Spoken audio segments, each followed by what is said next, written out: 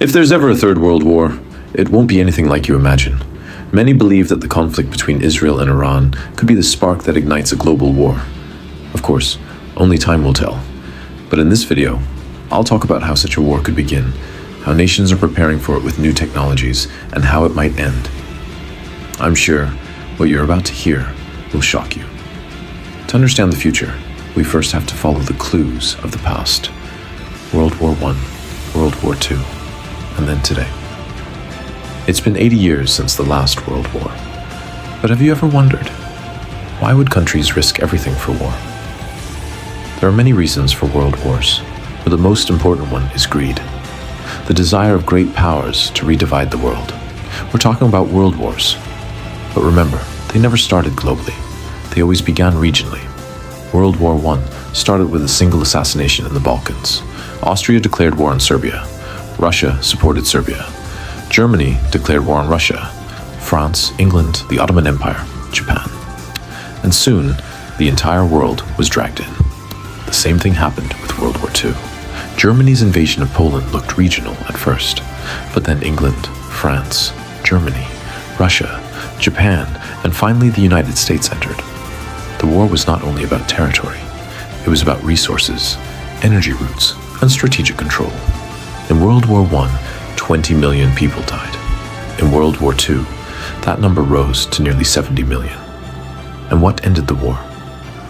A new technology, the atomic bomb. The US used this terrifying weapon to frighten the world and end the war by proving itself as the new superpower. But the same technology that ended a war in the past may be the one to start it in the future. This time, however, the situation is different. Because now, the atomic bomb isn't just in America's hands. Many countries have it. So when the next World War begins, the country that controls the most powerful technology, just like in World War II, will become the new global superpower. But this time, it's not about bigger bombs. The key to winning the next war will be technological dominance in space. Today, satellites are everywhere. They guide ships and aircraft, support science, provide internet and communication, observe geography, earthquakes, and weather. But they also spy on military bases and hidden facilities. Since the Cold War, space has always been about war. Although satellite launches were presented as scientific missions, their real purpose was surveillance. When the US won the space race and the USSR collapsed, projects were paused. They were too expensive. But today, costs have fallen. The race has restarted. In 2019, the US even created a new military branch, the United States Space Force. They officially declared space a battlefield. In 2020, there were about 3,000 satellites orbiting Earth. Today, that number has exploded. Nothing is hidden anymore. For example, we can see Russian troop movements in Ukraine or US bases on tiny islands. Even North Korea, once closed off from the world, can be fully observed from space. According to Reuters, Elon Musk's SpaceX signed a secret contract with the US to build a network of spy satellites. You've probably seen the cheerful launches on live streams.